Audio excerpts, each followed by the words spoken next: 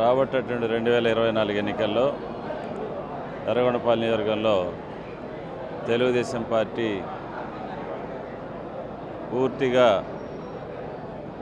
విజయకేతనం ఎగరవేయబోతూ ఉంది.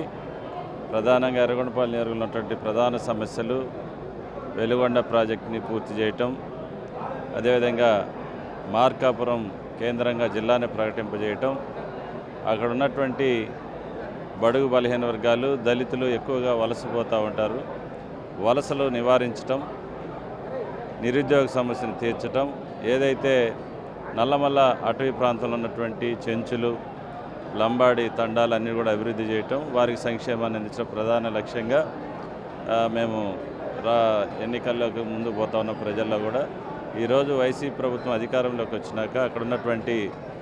మంత్రిగా పనిచేస్తున్న సురేష్ కానీ అదేవిధంగా వైసీపీ నాయకులందరూ కూడా సంక్షేమాన్ని గ్రామాల అభివృద్ధిని విస్మరించి ఏదైతే ఎన్నికల ముందు ప్రమాణం చేశారో వాటన్నిటిని కూడా చేతులెత్తేసి ఈరోజు ఎర్రగొండపాలెం నియోజకవర్గాన్ని పూర్తిగా వెనుకబాటుతనంగా గురి చేసినటువంటి పరిస్థితి ఈరోజు మా నియోజకవర్గంలో ఉంది. అందుకనే వీటన్నిటిని కూడా రేపు తెలుగుదేశం పార్టీ అధికారంలోకి వచ్చినాక చంద్రబాబు నాయుడు గారు ముఖ్యమంత్రి అయ్యాక వీటన్నిటిని కూడా పూర్తి చేసి వెలుగొండ ప్రాజెక్టును పూర్తి చేసి ప్రజలకు